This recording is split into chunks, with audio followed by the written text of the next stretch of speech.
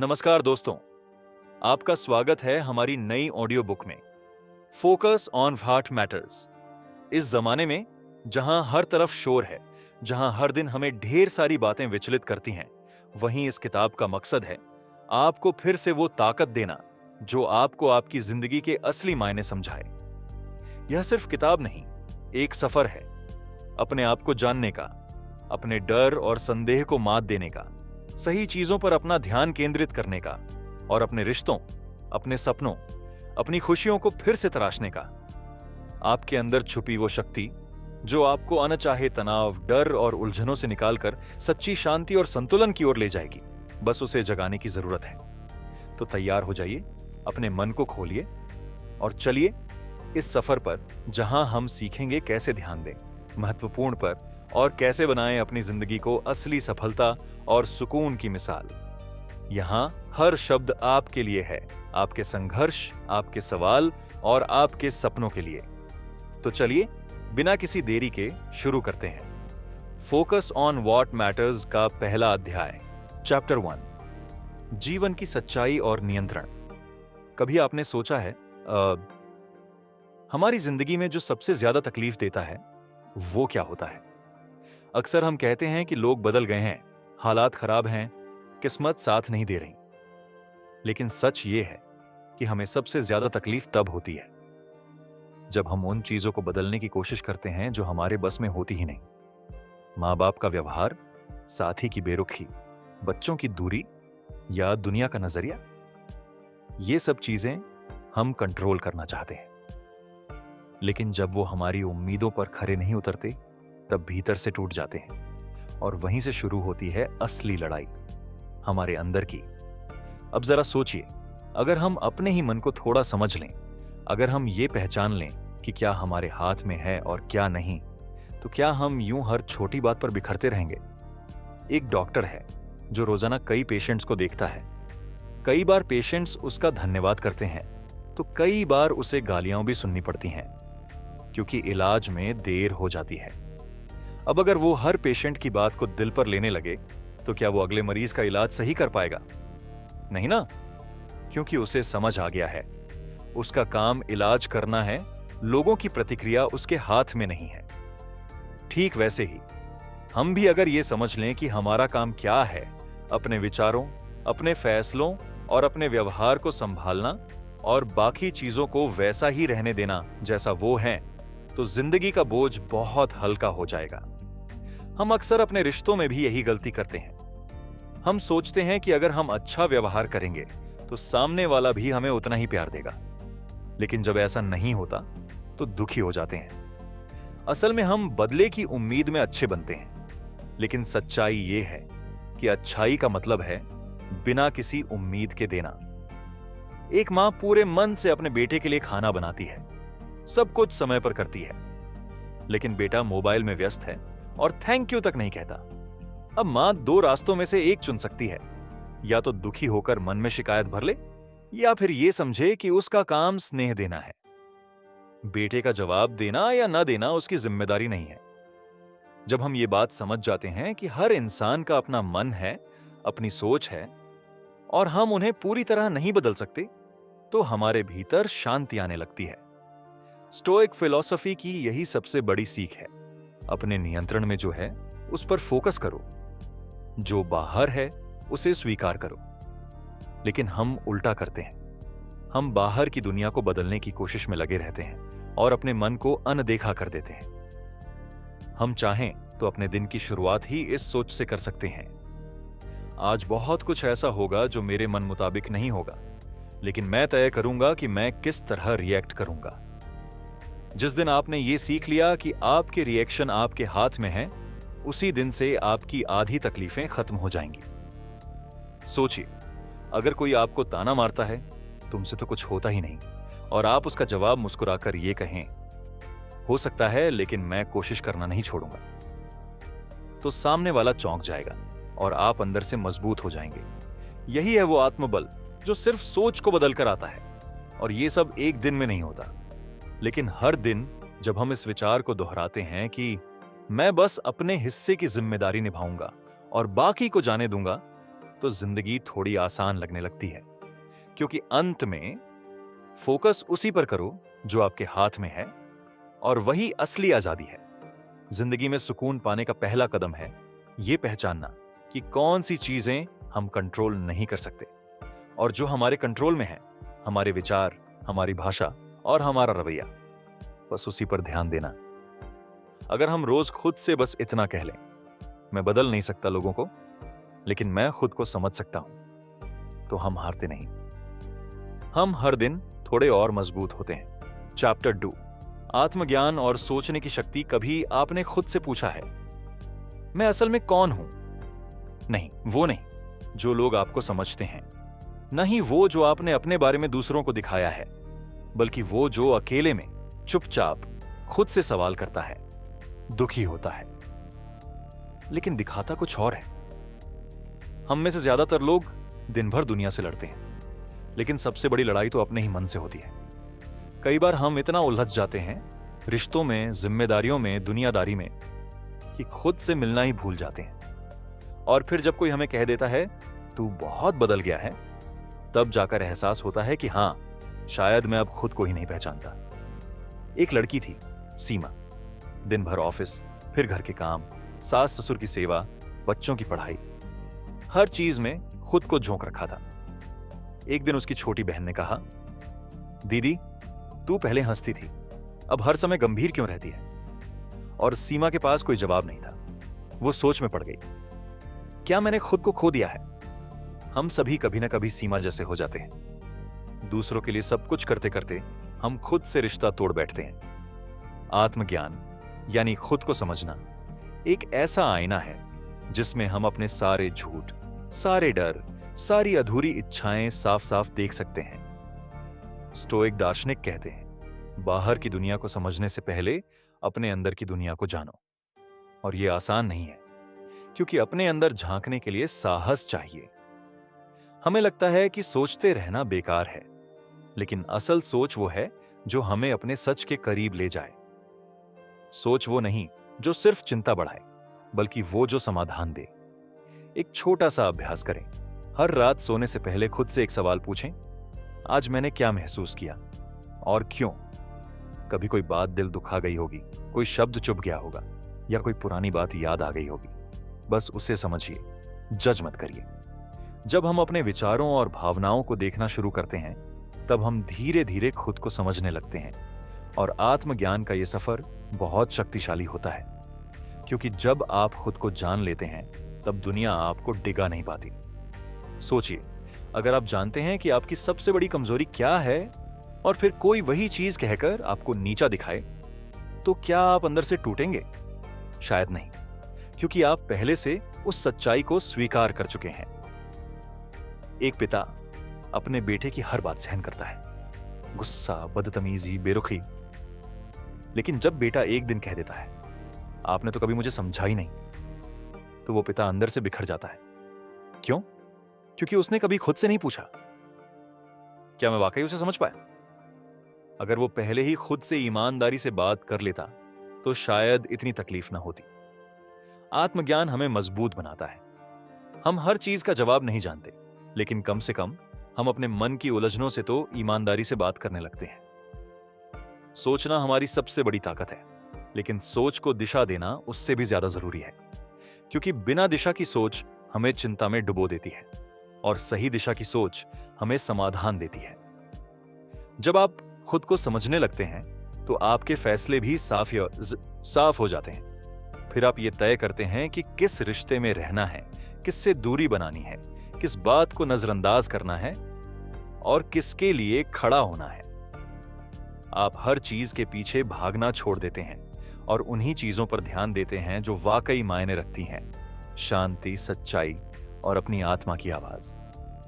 खुद को समझने का सफर आसान नहीं है, लेकिन यही वो रास्ता है जो हमें अपनी असली ताकत तक पहुंचाता है। अगर आप आज से सिर्फ एक चीज अपनाएं, तो वो ये हो, हर दिन कुछ पल अकेले बिताइए, खुद से बात करने के लिए। न शिकायत, न बहाना, सिर्फ एक ईमानदार संवाद। मैं कौन हूं और क्या चाहता हूं? याद रखिए, सबसे ताकतवर इंसान वो है जो खुद को पूरी तरह जानता है और फिर भी खुद से प्यार करता है। चैप्टर 3, अनुशासन और लक्ष्य। जिंदगी में हम सब कुछ बनना चाहते हैं, सफल, खुश, सम्मानित। लेकिन बहुत कम लोग हैं जो सच में रोज उस मंजिल की ओर बढ़ते हैं, क्योंकि चाहत तो सबके पास होती है, पर अनुशासन सिर्फ कुछ ही लोगों के पास होता है। हम अक्सर सोचते हैं कि कोई हमें मोटिवेट करे, कोई हमें उठाए, समझाए, लेकिन सच्चाई ये है कि जब तक हम खुद के साथ ईमानदार नहीं होंगे, तब तक कोई और हमारी जिंदगी नहीं बदल सकता। एक बेटे ने अपने पिता से कहा, पापा, मुझे बहुत बड़ा आदमी बनना है। पिता मुस्कुराए और बोले, तो हर सुबह 6 बजे उठकर अपने दिन की शुरुआत कर, और ये तब तक कर जब तक वो आदत बन न जाए। बेटा थोड़े दिन तो उठा, फिर पुरानी आदतों में लौट गया। और यही हमारी कहानी भी है। हम सब के पास कोई ना कोई सपना होता है। किसी को किताब लिखनी है, किसी को नौकरी बदलनी है, किसी को आत्मविश्वास बढ़ाना है। लेकिन जब तक हम अपने अंदर अनुशासन नहीं लाते, वो सपना बस एक ख्वाब ही रह जाता है।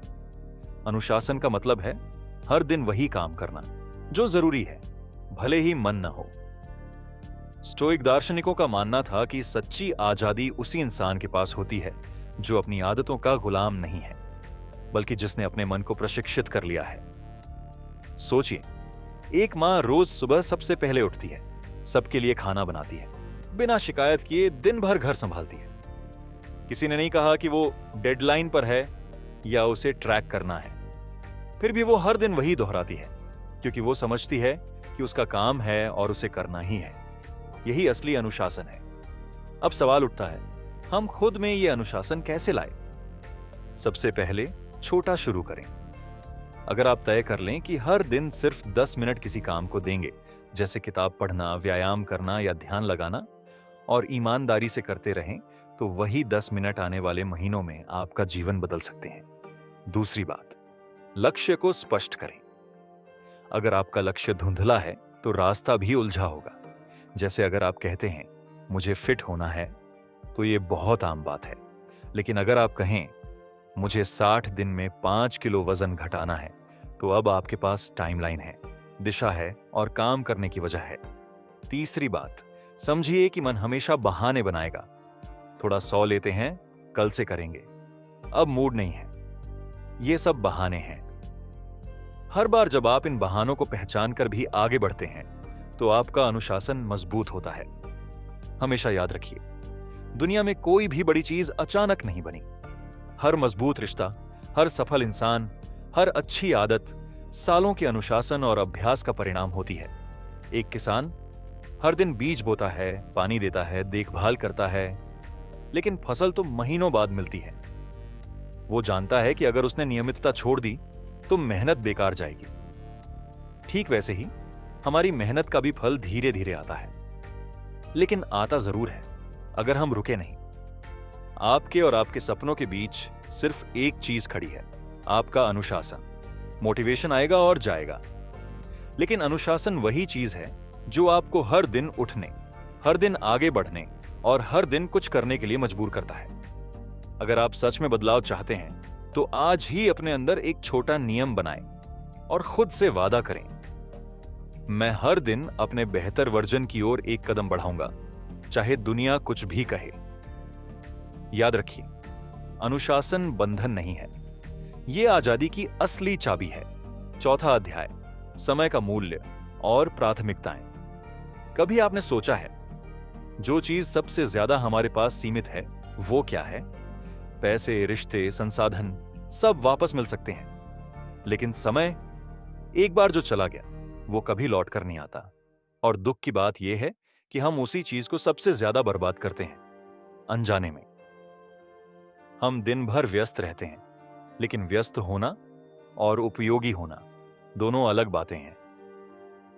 हर दिन की भागदौड़ में हम इतना खो जाते हैं कि रुककर सोचने का समय ही नहीं मिलता कि क्या हम वाकई सही दिशा में जा रहे हैं। एक मां दिन भर घर संभालती है, कपड़े, खाना, सफाई, सब कुछ। लेकिन जब बच्चा रात को आकर कहता है, मां आप दिन भर मोबाइल में क्यों रहती हो, तो मां सोचती है मैं तो सबके लिए कर रही हूं, फिर यह शिकायत क्यों? असल में वो समय तो दे रही थी पर ध्यान नहीं।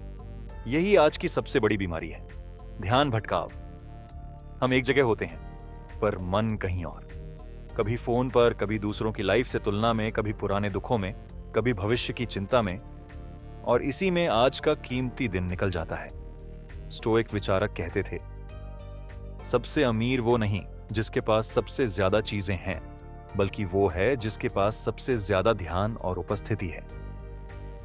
हमारी जिंदगी में जो चीजें वाकई मायने रखती हैं, जैसे आत्मसमझ, रिश्ते, सेहत, सीखना, हम उन्हीं को बाद में करते हैं। पहले करते हैं रील्स देखना, दूसरों से जलना, गॉसिप और फालतू बहसें। अब सोचिए, अगर हर दिन हम सिर्फ 2 घंटे भी उन चीजों को दें जो हमारे भविष्य को बेहतर बनाती हैं, तो 1 साल बाद हम कहां पहुंच सकते हैं। समय प्रबंधन का मतलब ये नहीं कि हम हर मिनट को घड़ी देखकर बिताएं, बल्कि इसका मतलब है जो सबसे ज्यादा जरूरी है पहले वो करें। एक छोटे किसान की कहानी है। वो हर सुबह खेत में काम करने से पहले मंदिर जाता था। लोग कहते थे, समय बर्बाद मत करो, पहले खेत में पानी दो। वो मुस्कुराकर कहता, अगर मन साफ नहीं रहेगा तो हाथ क्या ही कर पाएंगे। उसका ये नियम था, पहले मन फिर मेहनत। हम भी अगर अपनी दिनचर्या को ऐसे देखें, सबसे पहले खुद से जुड़ना, कुछ समय अपने लिए, फिर जरूरी काम, सेहत, काम, परिवार, और अंत में वो जो चल रहा है, सोशल मीडिया, टीवी वगैरह, तो शायद हमारी जिंदगी में उलझने कम हो जाए। अब सवाल है, ध्यान कैसे बचाएं? फोन से दूरी। सुबह उठते ही फोन देखने की आदत सबसे ज्यादा नुकसान करती है। उस पल में हमारा मन बाहर की दुनिया के हाथों गिरवी हो जाता है। सुबह का पहला घंटा सिर्फ अपने लिए रखिए। ध्यान, कृतज्ञता, लिखना या शांत बैठना।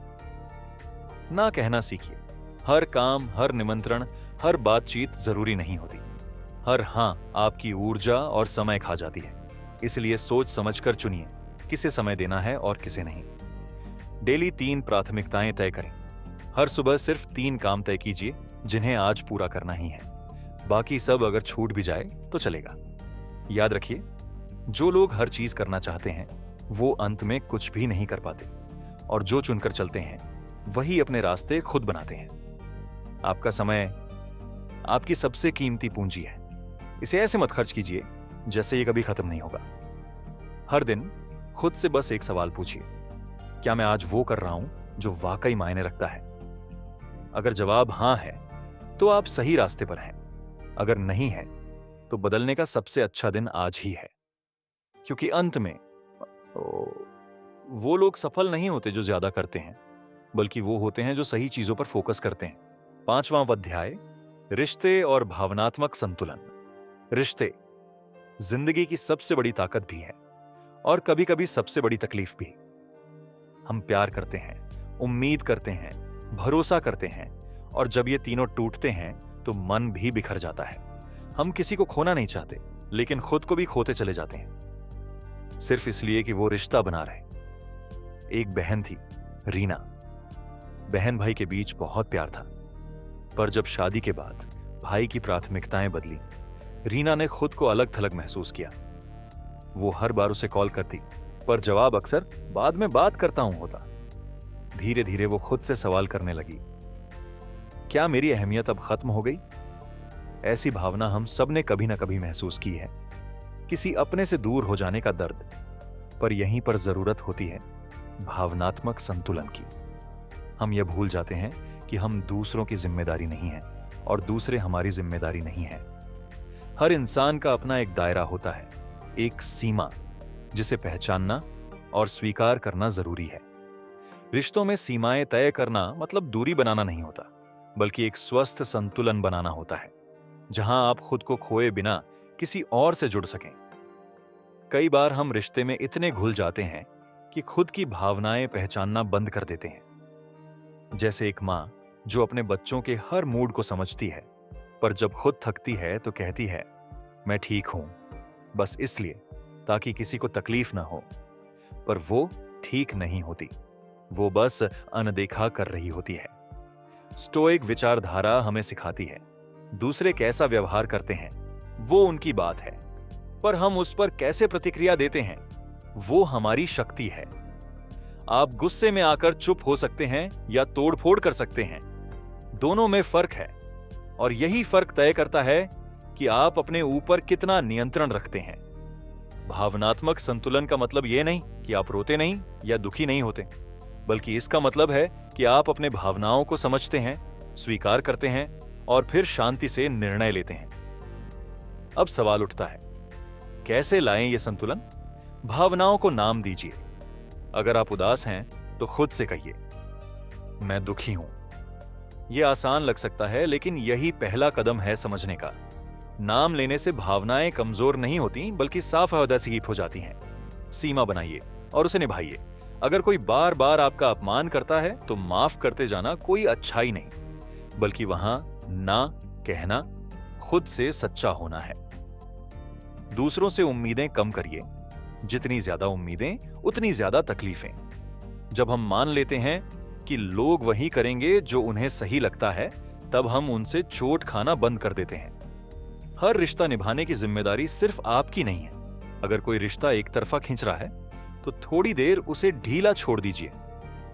अगर वो सच्चा है तो वो लौटेगा, और अगर नहीं तो जाने ही बेहतर। रिश्तों की सबसे बड़ी परिपक्वता यह है, आप किसी से जुड़ें लेकिन खुद से कटें को नहीं। भावनाएं बहुत गहरी होती हैं और रिश्ते उनसे भी ज्यादा। पर अगर हम हर बार दूसरों की भावनाओं को समझते समझते खुद की सुनना छोड़ दें तो धीरे धीरे हम अपने ही मन में अजनबी बन जाते हैं।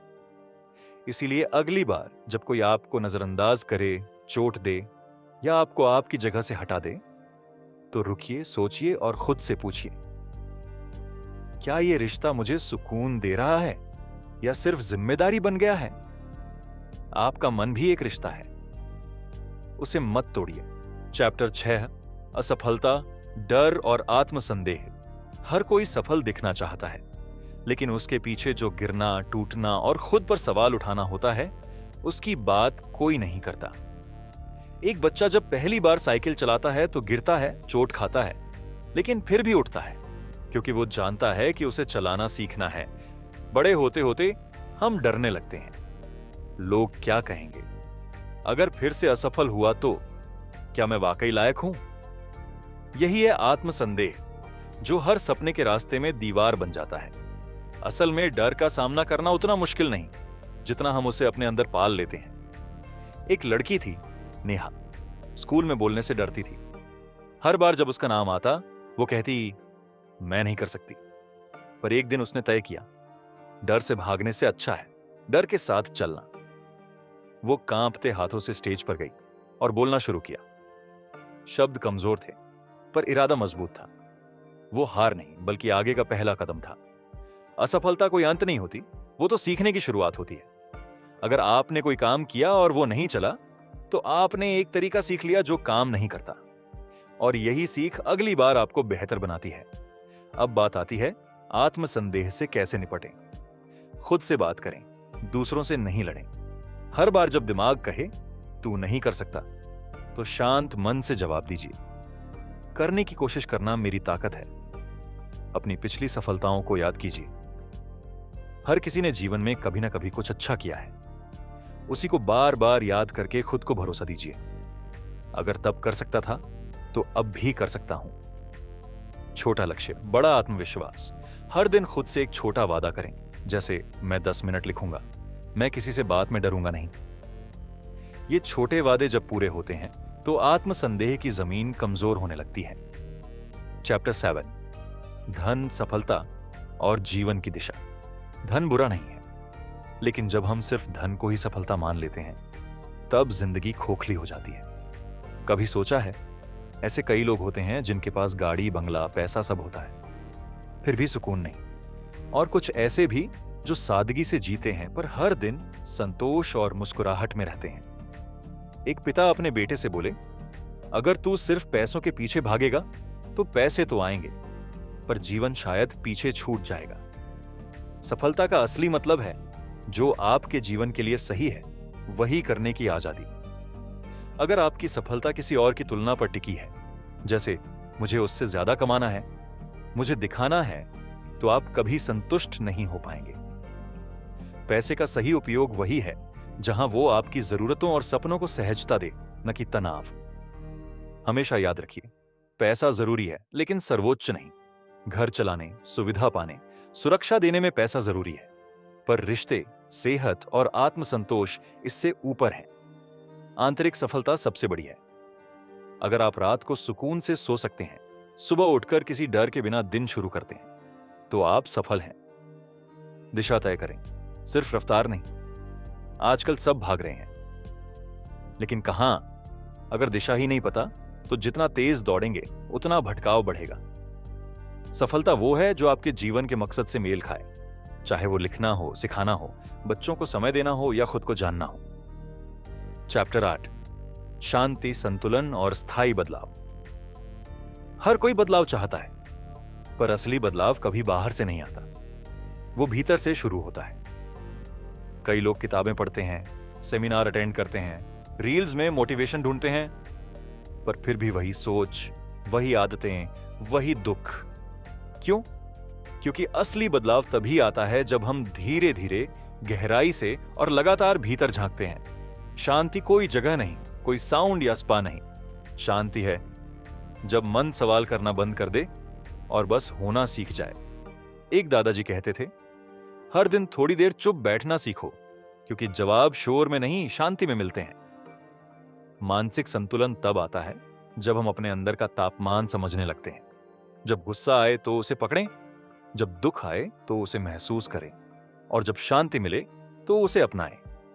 और स्थायी बदलाव वो एक दिन का नहीं होता। धीरे चलो, पर रुको नहीं। हर दिन थोड़ा थोड़ा बदलाव करना साल भर में जीवन बदल सकता है। एक समय पर एक आदत। सभी कुछ बदलने की कोशिश न करें, एक ही आदत चुनें। जैसे रात को फोन न देखना, हर दिन 10 मिनट ध्यान, और उसे निभाएं। बाहर से नहीं, भीतर से जियो। अगर बाहर की चीजें आपकी खुशी तय कर रही हैं, तो आप कमजोर हैं, पर अगर आप भीतर से शांत हैं, तो दुनिया भी आपको हिला नहीं सकती। इस पूरी यात्रा में आपने सीखा खुद को समझना, अपने समय को संभालना, अपने डर और रिश्तों से जूझना, धन और सफलता को संतुलन में रखना, और अंत में खुद में स्थायी बदलाव लाना। अब फैसला आपका है। क्या आप इस किताब को सुनकर भूल जाएंगे, या हर दिन इसका एक टुकड़ा अपनी जिंदगी में उतारेंगे? क्योंकि अंत में सिर्फ वही फर्क लाता है जो हम रोज करते हैं। दोस्तों, आज का ये सफर यहीं समाप्त होता है, लेकिन याद रखिए, असली बदलाव यहीं से शुरू होता है। आपने जाना कि कैसे अपने डर, असफलता और संदेह से लड़ना है, कैसे अपने रिश्तों और समय की कद्र करनी है, और सबसे बड़ी बात, कैसे अपनी जिंदगी को सही दिशा देना है। अब सवाल यह है, क्या आप इन सीखों को सिर्फ सुनकर भूल जाएंगे, या हर दिन थोड़ा थोड़ा अपने जीवन में उतारेंगे? याद रखिए, बड़ी सफलता छोटे छोटे कदमों से बनती है, और ये कदम आप आज से ही उठा सकते हैं। अगर आपको ये ऑडियो बुक पसंद आई हो तो कृपया नीचे लाइक और शेयर जरूर करें, ताकि और लोग भी इस सफर का हिस्सा बन सकें। और हां, हमारे चैनल ऑडियो बुक प्रकाश को सब्सक्राइब करना न भूलें, क्योंकि यहां आपको मिलेंगे ऐसे ही और भी जिंदगी बदल देने वाले किताबों के सार, सीधे आपकी भाषा में, आपके दिल के करीब। नीचे कमेंट में बताइए, आपको इस किताब का कौन सा हिस्सा सबसे ज्यादा पसंद आया, और अगली किताब के लिए आप कौन सा विषय चाहते हैं। आपके जवाबों का इंतजार रहेगा, और मैं आपके लिए और भी बेहतरीन ऑडियो बुक लेकर आता रहूंगा। जब तक फिर मिलें, खुद पर भरोसा रखें, और ध्यान दें सिर्फ उन चीजों पर जो सच में मायने रखती हैं। आपका धन्यवाद, और जय हिंद।